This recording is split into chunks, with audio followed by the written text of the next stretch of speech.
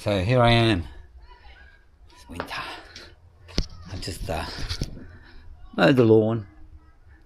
Now, I've been planning my travels for a little while. Making sure everything's right, getting the truck right, getting everything organised, and insurances and packing stuff, choosing the stuff, everything. And I'm like, and it was challenging, because you make a mistake, costs you a fortune. So I've got everything organised. I've got insurance. I've got my kites packed up. I share my kites here. See, this is my kite bag. Not too bad. Underweight, which is great. Another bag. I should be underweight. And I spent all this time polishing my truck, as you can see. My little camper Fox box, as you can see. I'll give you a look around. You can see how shiny it is. How good it looks. There's a reflection on there. So it's kind of like,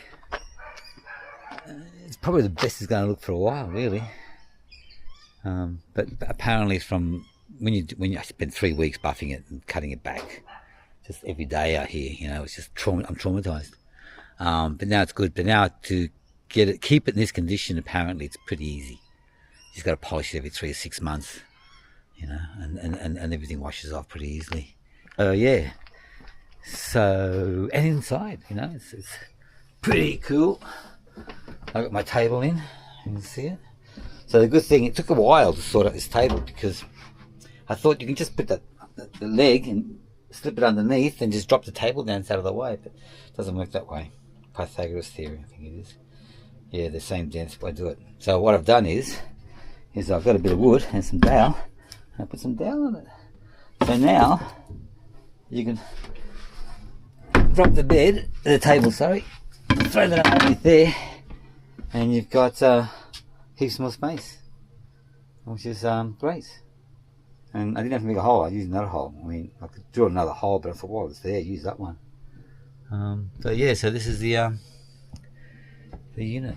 So that's really made me happy because now I've got a table with the same sort of decor as the rest of it, and just all matches. Which is really, really cool. Also got the heater in there as well, which is great. So it's ready for whoever family member wants to use it.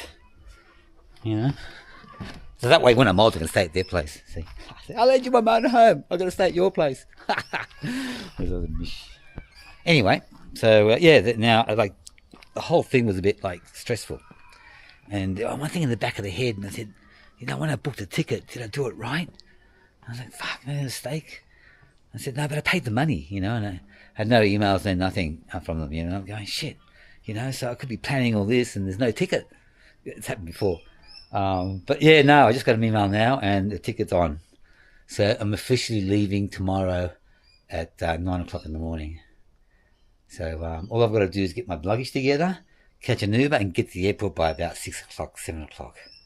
And I'm fine. And the adventure begin. Yeah, hot weather, work, make some money. It'd be nice to make some money for a change. And my goal is to develop my website.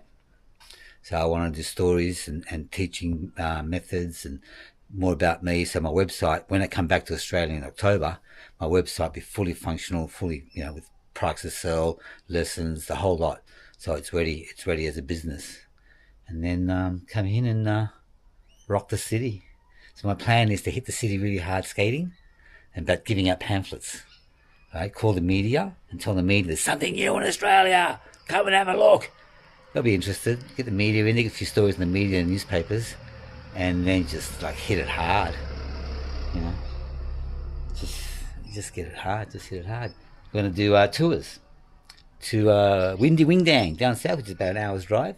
It's flat water, and it doesn't matter which direction the wind's blowing, it's good. And it's shallow for ages, like kilometres of flat water, shallow water. Perfect for learning. And you got a little lagoon too at the entrance, which is really good when there's like weekdays with no one around. Perfect for learning as well. Beautiful flat water wave section. It's kind of like the ideal place to learn to kite surf in New South Wales. And it's only an hour's drive south. The way they teach over here, they teach in Botany Bay with groins with oysters and nets and thousands of people and swimmers and jet skis. Yeah, I need an alternative. Anyway, so that's the plan.